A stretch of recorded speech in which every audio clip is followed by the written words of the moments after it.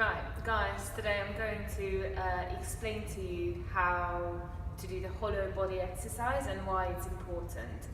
You must have heard me say it or try to explain to you about this movement in your hips and how when you're doing your squats you have to make sure that you've actually got your core engaged, and especially with people with like a slightly more exaggerated arch in their lower back, how much I'm exactly the same, how much we have to focus on that, because otherwise our lower abs are just not being engaged at all, and it's just not going to get strong enough. So I will show you this movement like really exaggeratedly so you can see.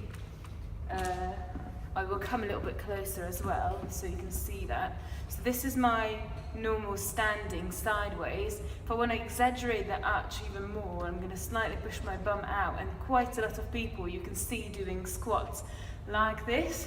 What you want to do is make sure that already at your starting position you've got that slight little hip thrust.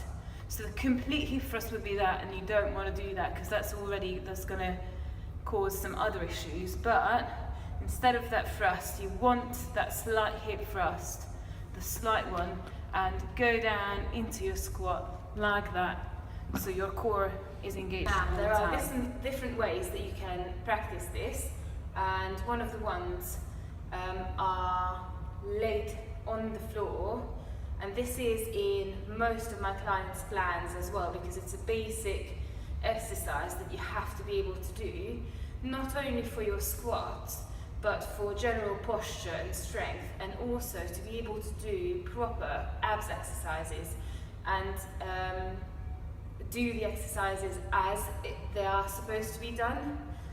So let's go down on the floor and I will show you how to do that. If you lay down on the floor, I'm going to move my hands up so you can see how. This might be because of my slight exaggerated lower back arch, but there's actually a hole there so you can stick your hands underneath really easily. And this is what happens with most of the abs exercises as well, that you can just lift your lower back, arch it, and straight away when you lift your legs, instead of actually using your lower abs to lift it, you start to use your hip flexors or the top of your quads or anything, or the top of your quads, so your hip flexors mainly, and this is what most people have issues with. So what you have to do is do that slight hip thrust I was telling you about, like that. You can even try and stick something. If you're training with someone, you can stick like a band straight underneath it and try. It's like you're trying to stick that band close to the floor, and if you are with a partner, if that partner is trying to pull that band out underneath you, you have to try and keep it stuck there the whole time. So now, straight away, as I lift my legs up, I'm actually engaging the entirety of all of my core. And this is the hollow body exercise.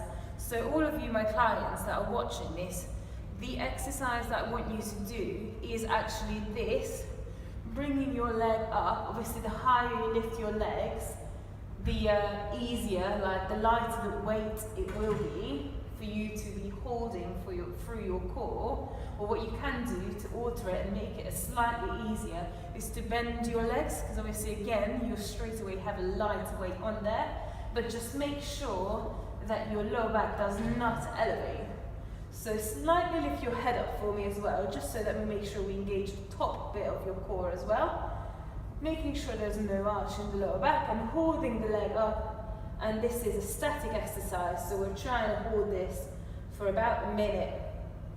And for you, all of you guys that are my clients, obviously in your plans you've got 3 times for a whole minute. Now, if you're strong enough, you extend it, or you can lower it as well.